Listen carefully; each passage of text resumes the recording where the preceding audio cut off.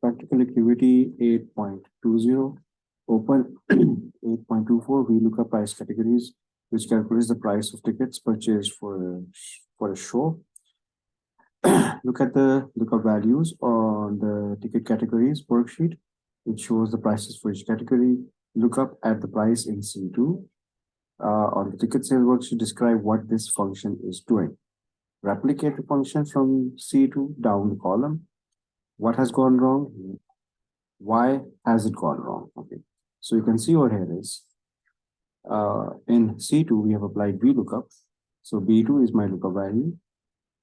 It looks up from the array, which is over here. So it looks up from here.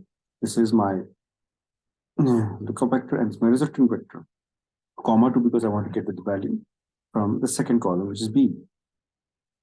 And false we always use, obviously, to get the exact match. Now, if we replicate this down, you see I get the answers wrong because over here you can see is A1 to B5, which is A1 to B5. This range has to be locked.